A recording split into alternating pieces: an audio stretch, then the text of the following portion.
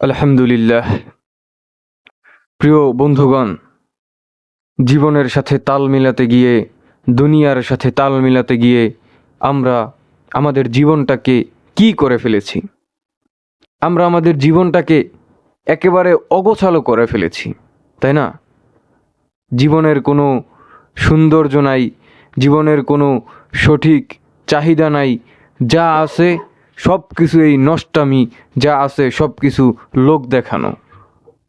আমাদের জীবনের প্রত্যেকটা গায়রত আমরা আজকে নষ্ট করে ফেলেছি। আমরা কিভাবে যে এই ফিতনার জগতের মধ্যে ঢুকে নিজেদের সমস্ত আত্মমর্যাদাকে নষ্ট করে ফেলেছি, তা একেবারে কল্পনার বাইরে। আপনি কল্পনা করতে পারবেন না যে আমরা কতটা পথভ্রষ্টতার মধ্যে আছি। যারা আল্লাহর দিন মেনে, যারা আল্লাহর রাসূলের আদর্শ মেনে সাল্লাল্লাহু আলাইহি ওয়াসাল্লাম এই দুনিয়ায় জীবনযাপন করছে, তারাই সঠিক পথে আছে। আর অধিকাংশ যুবক যুবতীরা আজকে আমরা বিভিন্নভাবে ফিতনার সাথে জড়িয়ে গিয়েছি। আমাদের জীবনটাকে সুন্দরভাবে গঠন করতে হলে আমাদের একটা উত্তম চরিত্র প্রয়োজন, ঠিক না? আমাদের উত্তম একটা চরিত্র যদি আমরা জীবনে উত্তমভাবে চরিত্রটাকে যদি সংরক্ষণ না করতে পারি, তাহলে আমাদের জীবনে তো আর কোনো কিছু বাকি রইল না। একমাত্র চরিত্রই আপনাকে সুন্দর একটা মর্যাদার স্থানে, সুন্দর একটা ভালো স্থানে আপনাকে বসাতে পারবে। আপনার আসনকে সঠিকভাবে, আপনার এই সংসারকে, আপনার এই রাষ্ট্রকে, আপনার সমাজকে পরিচালনা করতে হলে আপনার সুন্দর চরিত্র, সঠিক চরিত্রের বিকল্প আর কিচ্ছু নাই। আমরা আজকে কি করে ফেলেছি এগুলো? আমরা আমাদের আদর্শ থেকে, আমরা রাসূলুল্লাহ সাল্লাল্লাহু আলাইহি ওয়াসাল্লামের কাছ থেকে শিক্ষা না নিয়ে, আমরা তার আদর্শ আমাদের জীবনে না এনে, আমরা কার আদর্শ, কার জীবন, কার ভাবে অনুসরণ করে, কার মতন আমরা চলছি? আল্লাহ রাব্বুল আলামিন বলেন, লাকাদ কানা লাকুম ফি রাসূলিল্লাহি উসওয়াতুন হাসানা। আর তোমাদের জন্য রাসূল সাল্লাল্লাহু আলাইহি ওয়াসাল্লামের জীবনের মধ্যে রয়েছে উত্তম আদর্শ। এই উত্তম আদর্শ আমাদের জীবনে বাস্তবায়ন করা আপনি কি মনে করছেন কি যে চারটেখানে বিষয় আপনি বললেন আর হয়ে গেল? না, রাসূলুল্লাহ সাল্লাল্লাহু আলাইহি ওয়াসাল্লামের তার আদর্শগুলো, তার যে জীবনের কর্মগুলো, সেগুলো বাস্তবায়ন করা খুব সহজ কিন্তু না। আমাদের দুনিয়ার মায়াকে ছেড়ে তারপরে আমাদের একটা রাসূলুল্লাহ সাল্লাল্লাহু আলাইহি ওয়াসাল্লামের আদর্শকে গ্রহণ করতে হবে। এক হাদিসে রাসূলুল্লাহ সাল্লাল্লাহু আলাইহি ওয়াসাল্লাম বলেন যে তোমরা এই দুনিয়াকে যতটা প্রাধান্য দিবে, আখিরাতে ততটা ক্ষতিগ্রস্ত হবে। এবং আখিরাতকে তোমাদের জীবনে যতটা প্রাধান্য দিবে, তোমরা দুনিয়াকে ততটা ক্ষতিগ্রস্ত করবে। দুনিয়ার মায়া, দুনিয়ার এই সম্পদ, দুনিয়ার সব কিছু ছেড়ে দিবে, ভুলে যাবে। কিন্তু আমরা কি করছি? আমরা মুখে নিজেদেরকে রাসূলুল্লাহ সাল্লাল্লাহু আলাইহি ওয়াসাল্লামের উম্মত হিসেবে নিজেদেরকে রাসূলুল্লাহ সাল্লাল্লাহু আলাইহি ওয়াসাল্লামের উম্মত হিসেবে পেয়ে আমরা গর্বিত হচ্ছি, আমরা সেটা গর্ববোধ করছি। কিন্তু কই, রাসূলুল্লাহ সাল্লাল্লাহু আলাইহি ওয়াসাল্লামের সে আদর্শ কি আমরা আমাদের জীবনে, আমাদের কাজে কর্মে বাস্তবায়ন করতে পেরেছি? আমরা কি মানুষের সাথে খারাপ ব্যবহার ছেড়ে দিতে পেরেছি? মানুষের ক্ষতি করা কি আমরা বন্ধ রাখতে পেরেছি? অন্যায়ভাবে মানুষের সম্পদ আত্মসমর্পণ, অন্যায়ভাবে মানুষের সম্পদ নিজের করে নেয়া, এটা কি আমরা পেরেছি ছেড়ে দিতে? অন্যায়ভাবে মানুষের সম্পদকে নিজের করে নেওয়া, এটা ছেড়ে দিতে পেরেছি আমরা?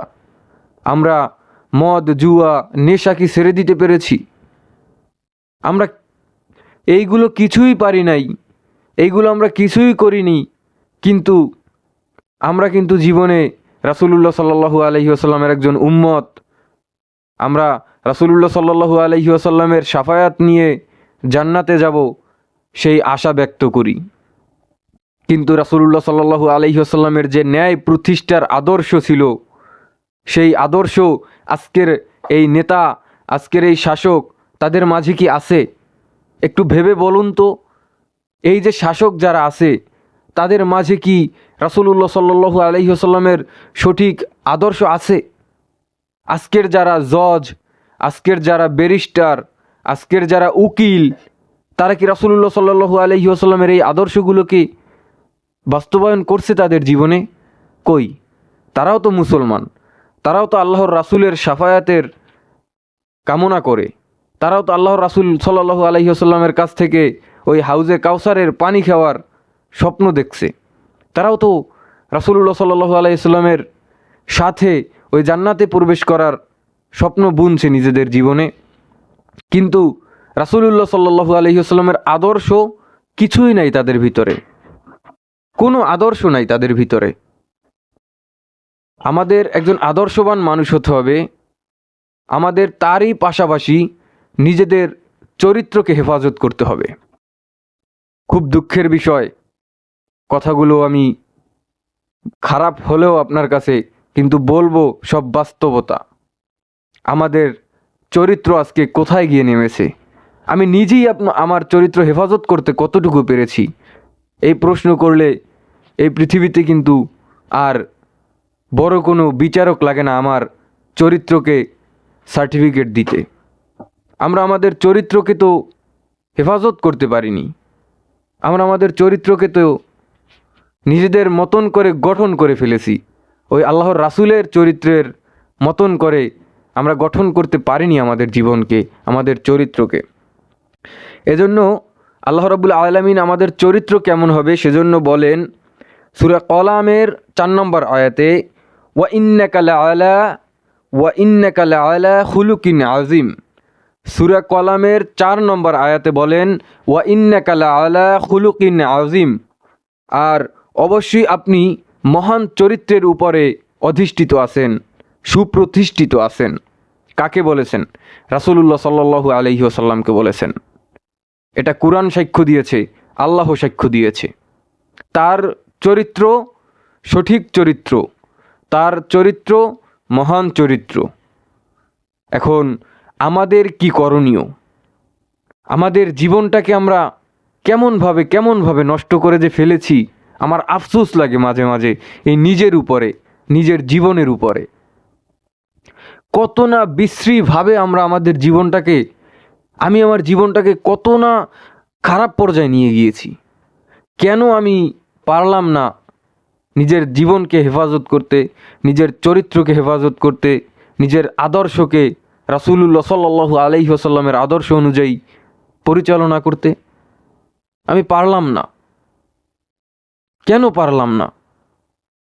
আমাদের চরিত্রে আজকে বিভিন্নভাবে দাগ লেগে গিয়েছে।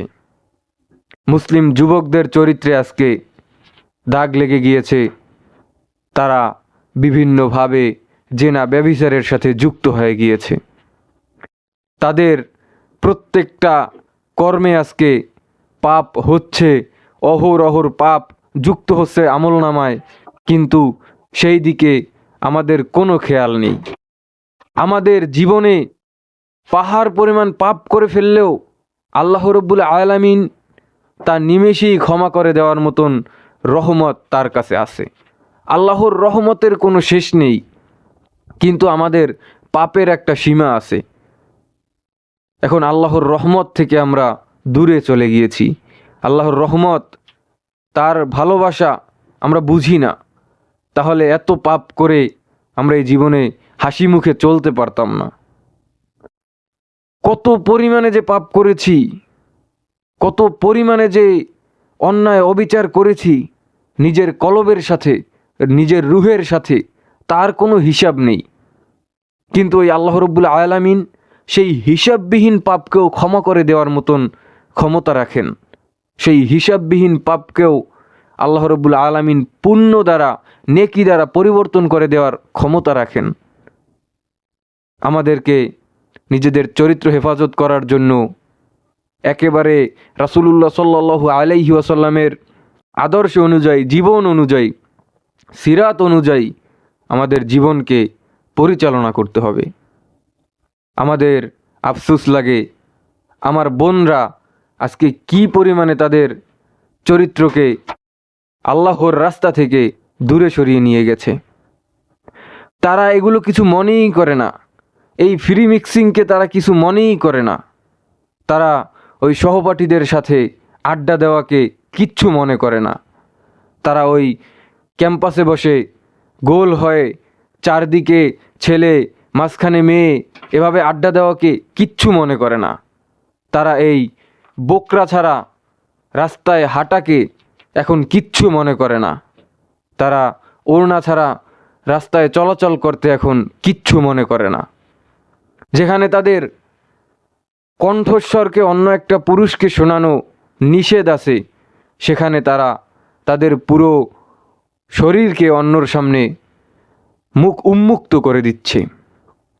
উন্মুক্ত একটা জীবন তার সামনে করে দিচ্ছে। কি একটা অবস্থা, কি একটা খারাপ যে জেনারেশন আমরা হয়ে গেছি কল্পনার বাহিরে। আর যদি এটা আপনি ভাবেন, নিজের প্রতি আপনি বিরক্ত হয়ে যাবেন। আমরা আমাদের চরিত্রকে হেফাজত করতে পারিনি। আমরা পুরুষরা কি করছি, নিজের স্ত্রীকে ক্যামেরার সামনে দাঁড় করিয়ে অন্য একটা পুরুষকে মনোরঞ্জনের সুযোগ করে দিচ্ছি। আস্তাগফিরুল্লাহ। কি খারাপ পরিমাণে যে আমরা আজকে নষ্ট হয়ে গেছি। আমি মনে করি ওই পুরুষটা যে নিজের স্ত্রীকে ক্যামেরার সামনে দাঁড় করিয়ে সোশ্যাল মিডিয়ায় অন্য পুরুষদের মনোরঞ্জনের জন্য একেবারে পাবলিশড করে দেয়, ওই পুরুষটা আসলে কোনো পুরুষ না। উনি একটা কুলাঙ্গার, উনি একটা অপদস্থ, উনি একটা ওই গাধা, উনি একটা নিকৃষ্ট প্রাণী।